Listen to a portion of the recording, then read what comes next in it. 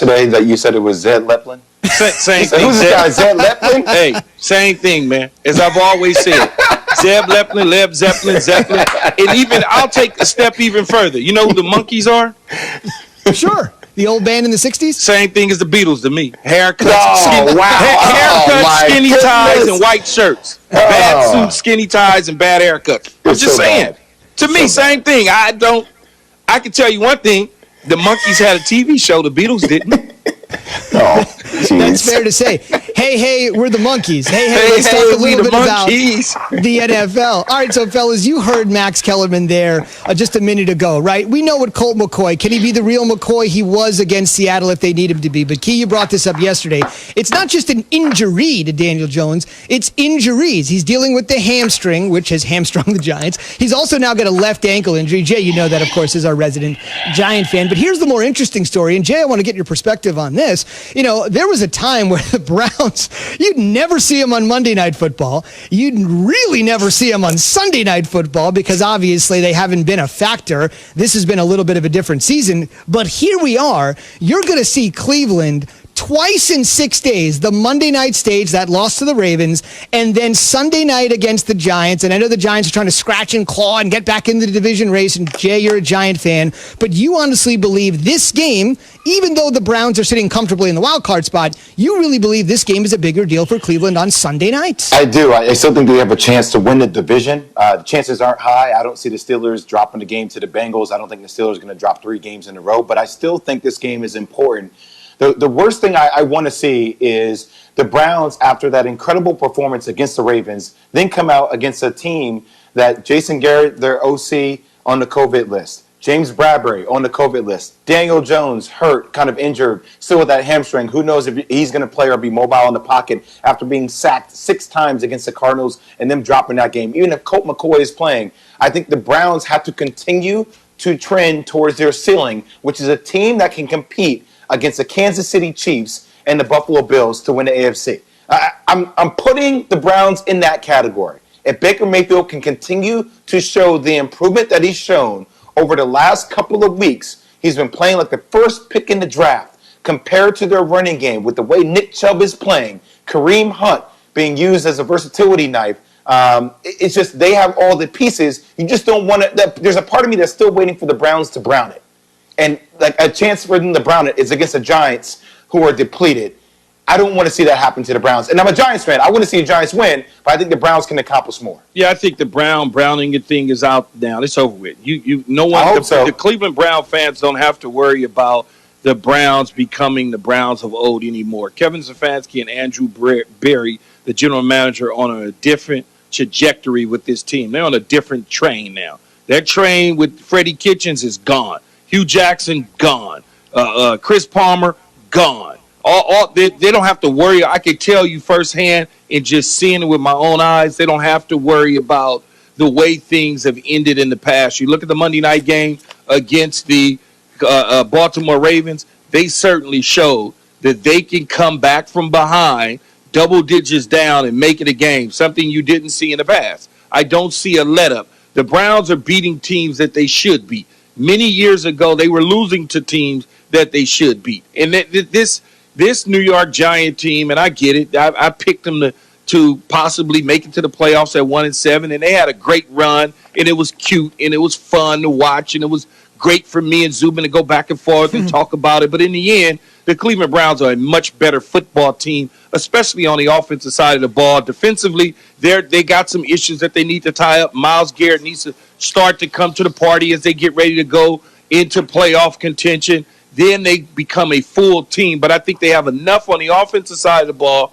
and just enough on defense to get past the Giants and Colt McCoy or a injured Daniel Jones. I don't see any other. I don't even see any way that they're going to sneak up on the Browns like they did the Seattle Seahawks. I just don't see it happening. And we're asking this morning on the Keyshawn, J. Will, and Zubin Nation, whose Sunday night is more important to? I mean, this is a big spot. The Browns or the Giants for various different reasons. 71% of you are with J. Will. It's the Browns. At Lee Dex 66 just hit us up on the Dr. Pepper Twitter feed and said, Browns need to stay hot and confident going into the playoffs, cannot have a letdown against a team like the Giants. If they lose, believe playoff hopes will start to fade away. And Key, this is a point that you brought up, which is interesting because there's clinching that 10-win season for the first time since '07, trying to snap the NFL's longest playoff drought. Though I should mention, even if the Browns win on Sunday night and they get 10 wins, it would still not clinch a playoff spot. There are 5 teams that can clinch a postseason berth this weekend with the win, but the Browns are not among them. But there is something to be said. If you're going to bust out and do it in a big way, don't do it at 1 o'clock on CBS or Fox with 13% of the country watching. Do it with 100% on a Sunday night and say, we are for real. And I think that's major for them. I think it's major for the city. And I joked about it yesterday and said that they've been trying to get a 10 wins for the last 4 or 5 weeks. They've really been thinking about these 10 wins, and I was corrected by my producer to let me know that they haven't been trying to get it for 4 or 5 weeks, even though I knew that. It's one of those deals where the city of Cleveland and the fan base are so tight right now to get to that 10th win. It's like as soon as they get to 10, they could just be able to go because they haven't done it, like you said, since '07. And this is extremely important to the city, the organization. If they don't get that 10th win Sunday night against the Giants, it could be crazy riots taking place in Cleveland. That's how hard up they are to get a win. And also, I'll say this, Zubin, on top of the 10 wins, like having the Giants and then the Jets, right?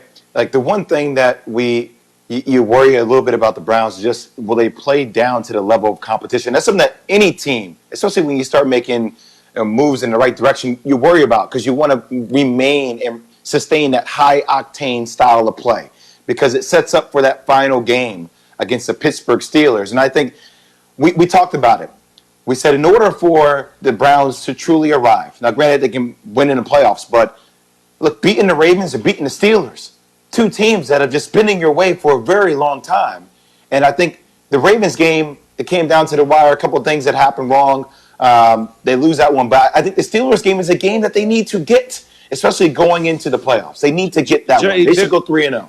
Jay, they won't. It won't. Here's why it won't be a letdown, and they won't play down to the competition because this is all new to them. They're not bored.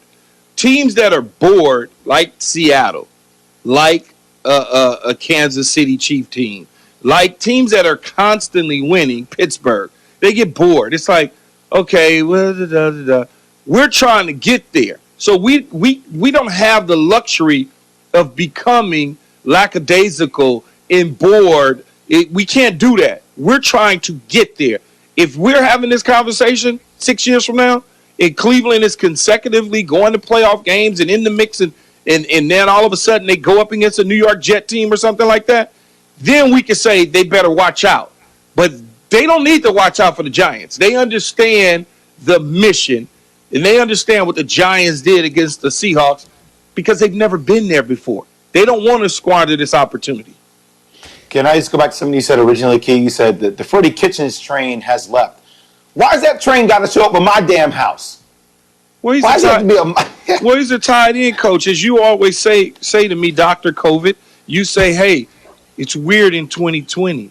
And Jason Garrett is no longer not. Jason Garrett had to step away for a couple days while he goes through the protocols and all the COVID situations that he is in, testing positive. Now they have to certainly give it to Freddie Kitchens. And it probably the only guy on the offensive side of the ball that has some familiarity with calling plays. I don't think that the offensive line coach or the receiver coach has had, experience calling plays. And so Freddie Kitchens did win 6 games as a head coach with the Cleveland Browns. I mean, thanks for that breakdown. Makes you feel better. I was being sorry. Thank you. I really appreciate that in-depth breakdown. Thank you. And we should say, for those that aren't familiar, as Key just said, Freddie Kitchens 1 year with Cleveland last year, 6-10. Jason Garrett has COVID, so Kitchens will be out there calling plays against his former team. You think he'll look like a trucker still? Jeez. Here's the other thing. If you're not old enough for this one, he used to be Alabama's starting quarterback. Think about that.